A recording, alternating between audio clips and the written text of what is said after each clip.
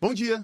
E o dólar bateu recordes novamente, como você deve ter visto. Ontem foi dia do dólar subir constantemente ao longo do dia contra o real e algumas coisas contribuíram. Primeiro, o Haddad afirma que câmbio é flutuante e dólar vai se acomodar. Movimentos especulativos são coibidos com intervenção. Para que ele vai dizer isso? Segundo, o Congresso rejeitou cortes de emendas, aumentou o reajuste no fundo partidário, o que contraria totalmente o pacote fiscal de corte de gastos para 2025. Os parlamentares aprovaram lei que orienta o orçamento de 25 na contramão do pacote de corte de despesas proposto pelo governo Lula.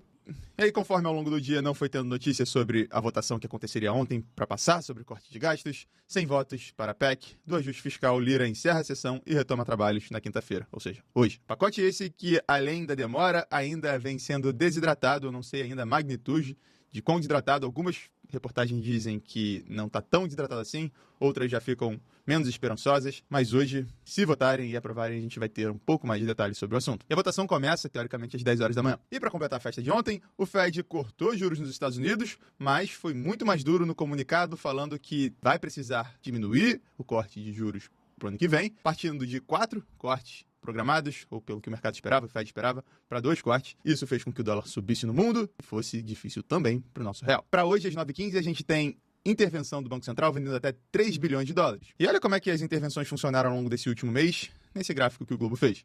Quinta passada teve intervenção, sexta teve intervenção, segunda teve, terça teve, e aparentemente ontem não teve, mas praticamente durante todas essas intervenções o mercado foi absorvendo e continuou subindo. O que eu achei curioso, que eu não entendi até agora, o que aconteceu ontem, foi, no final do pregão, o leilão de fechamento ter sido estendido na B3, e nesse leilão o dólar recuou com força 34,5 pontos. Mas enfim, para hoje, além desse leilão às 9h15 e da votação da PEC de gastos às 10 horas, tem muita coisa saindo.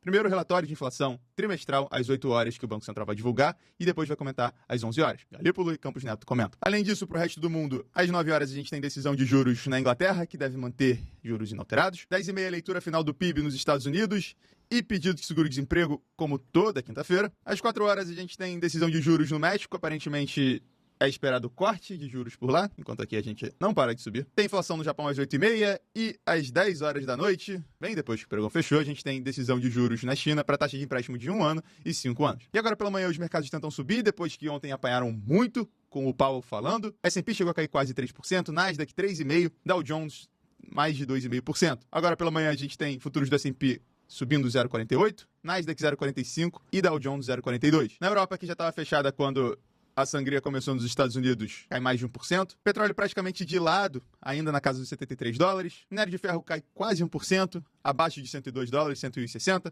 Dólar DXY contra as principais moedas do mundo, depois de ontem ter subido um pouco mais forte. Agora, leve queda, a 107,89. Dólar contra as emergentes, misto, mas sem tanta volatilidade assim por enquanto. E o Bitcoin seguindo a volatilidade de sempre e seguindo o mercado. Ontem ele deu uma bela voltada abaixo dos $100 mil, mas agora já está acima dos 100 mil, às 102,250. Por hoje é isso. Muito obrigado pela atenção, bons negócios e até amanhã.